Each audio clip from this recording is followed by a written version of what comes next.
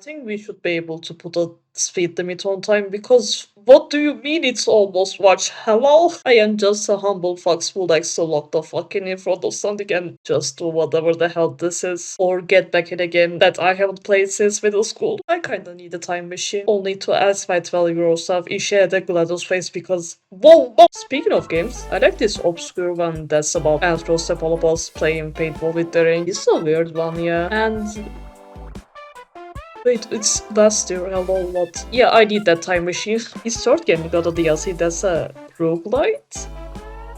Not too familiar with this genre, but Catcore one with more Splatoon, right? Chat, I think I like this genre, what the fuck? Do not put me in one, I will put stupid hours on it. As a certified samurai, as someone who is tired of seeing Octarines like 4 times in a row, I am jealous serious soldier, but I never see love for these guys. When I look up side order fanat, it's usually the protagonist. All of which are, by the way, shout out for the Lebanese. And order, of course. There are so many there. Where are the lanes?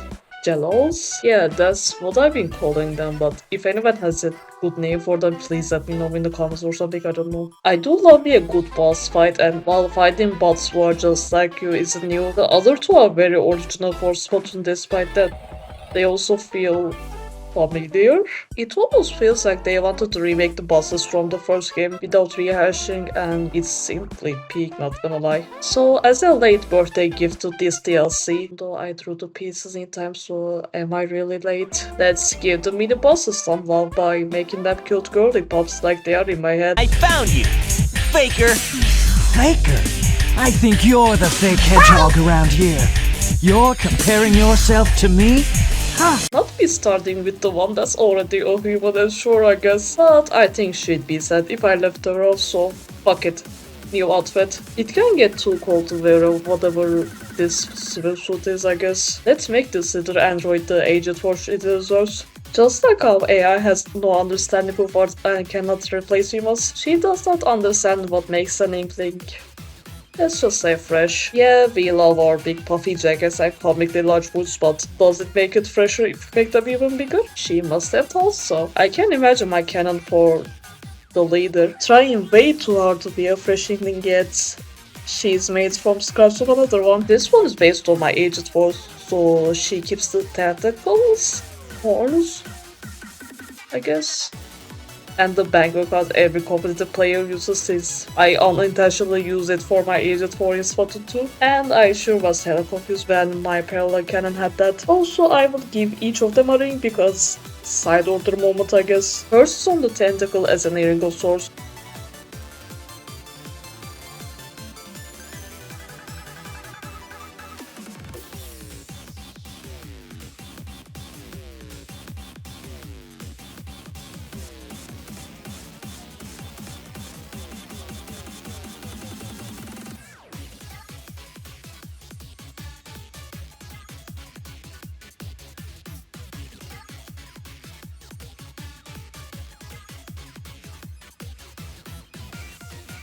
And there she is, ready for the photo.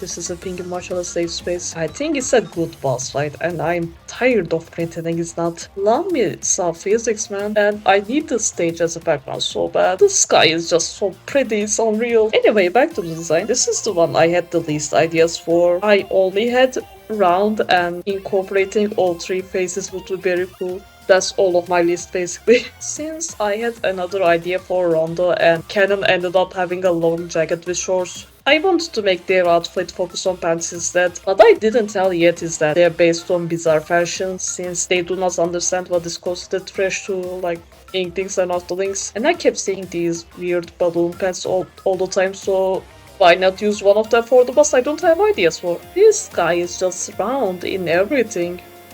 And since I see it as more androgynous compared to the other two, they're more butch. Fuck it, the pants are phase 1 design. The shirt and shoes are phase 2 and the hair is the phase 3 design. So I actually managed to incorporate all 3 phases too. Let's go! They look short and bulky but they're larger than your average cephalopod. The rings are bracelets because I don't know, honestly I just thought they look cool. My design process is just, man, this looks kinda cool, not gonna lie.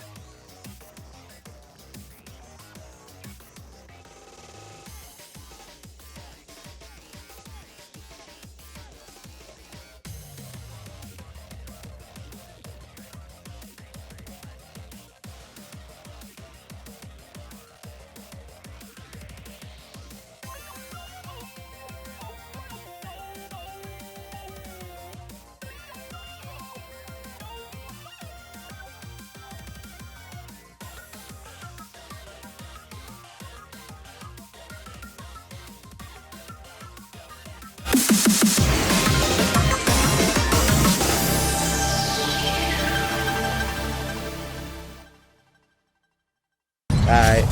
I say, I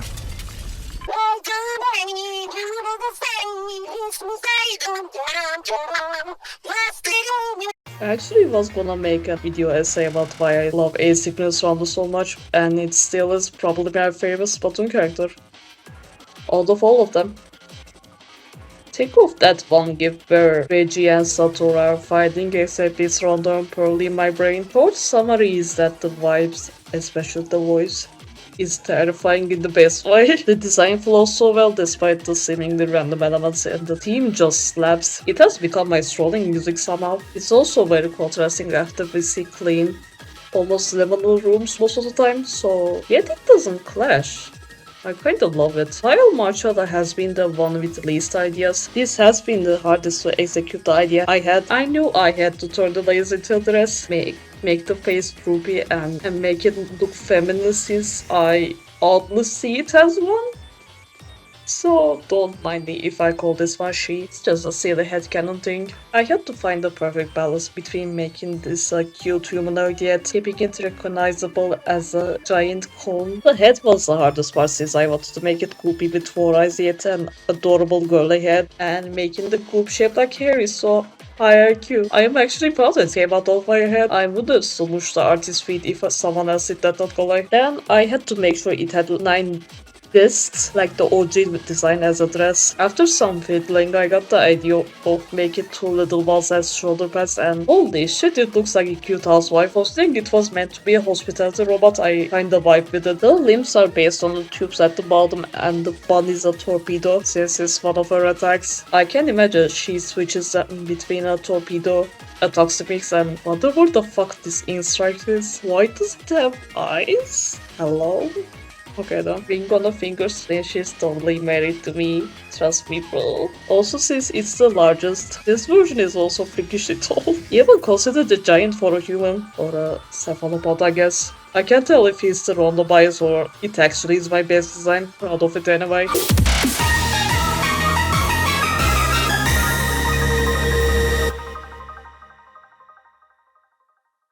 And here they are, ready to sing their amazing renditions of off-the-hook songs. I do have an AU based on Gelatins being sentient after the DLC happens, and forming their little society where these 3 manage different parts of it, and they get a humanoid design to be actually able to move and interact with others. However, both forms are optimal in different ways, such as the OG ones being way stronger. I want to write it, but I am unfortunately a drawer. Also, something second language. I apologize for dying, I guess, but I honestly just lack motivation to make videos like these since I am just a single guy making these, which I don't care as much since YouTube is just a hobby for me. But I've come to realize that I would rather make this type of art commentary videos over something like video essays, which my personal video could count as. It's simply too much editing for me, not gonna lie. And I actually have a few ideas, so new videos soon, I guess. Maybe also animations, but